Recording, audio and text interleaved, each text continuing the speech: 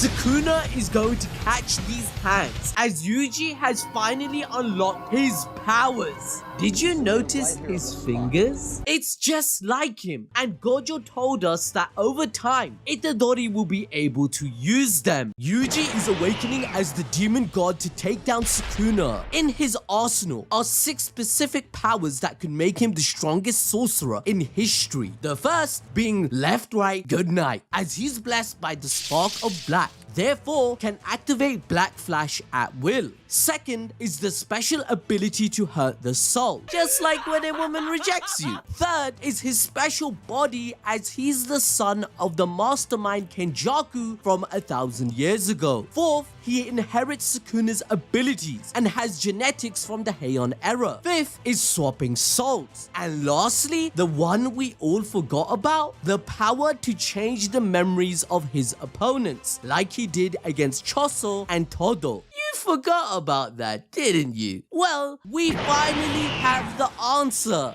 Yuji's entire life has been manufactured and manipulated by forces beyond him, but he stood up each time to fight back. Let's begin with the fact that Yuji was built different. I mean, what kid is casually breaking sports records? Even without curse energy, Yuji could run a 50-meter track within 3 seconds, which is faster than Usain Bolt. Megami even assumed that Itadori might have a heavenly restriction like Maki Zeni, who has become as strong as Toji, easily being of special grade. There are even more hints towards Yuji's demon god allegations as we go further into the series. One of the prime hints is, of course, when he eats Sukuna's finger, which would be fatal to anybody, as a capable vessel's odds is 1 in a million. But that just so happened to be Yuji's purpose. While some of y'all might chalk this up to, oh my god, classic shonen tropes or plot armor, Gege was busy cooking, because Kenjaku in chapter 143 is revealed to be his father and mother. He purposely placed the finger at the school so that Yuji would consume it and created the perfect scenario for his plan to succeed. It all began with him taking over Kaori Itadori's body with his curse technique and proceeding to take back shots to give birth to Yuji, making him just like Choso, having 3 parents in total. Kenjaku tells us that Yuji is the eye of the storm of the new era, setting off the signal fire for it. As long as he and Sukuna are alive, the chain of curses will never end. Choso claims Kenjaku is wrong. Yuji cannot be the root of all unhappiness, as his 1,000-year plan to create a new monster accumulates all the negative energy of the world and will cause great destruction. But looking back at chapter 214, Sukuna states that Kenjaku does the grossest things, one of them being his own hybrids, a mix of curses and humans. Through the infamous Naruto Shikamo incident, Kenjaku gave birth to Choso and his brothers. However, Kenjaku deemed them to be failures and wanted to create something stronger, hence giving birth to Yuji himself, the perfect vessel. What's more, it's not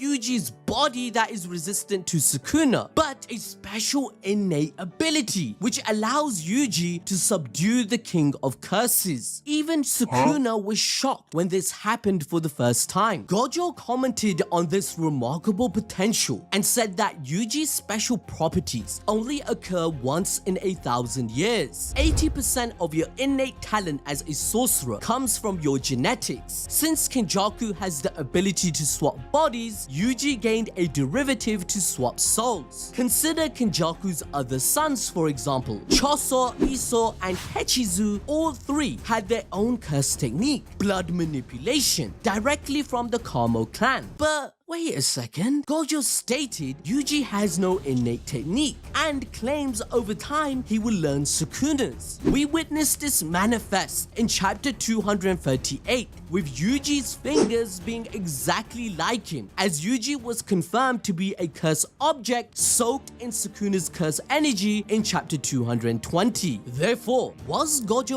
wrong and Itadori had a technique all along? Or did he learn to swap souls through another ability? Well, the answer lies in the fact that Gojo with 6 eyes can determine someone's curse technique with just a glance, as seen in this panel, which means Yuji's soul swap ability is acquired through how Kenjaku taught Sukuna to store his soul into curse objects, as both of these characters learned how to swap their bodies with a secret method as mentioned in chapter 228.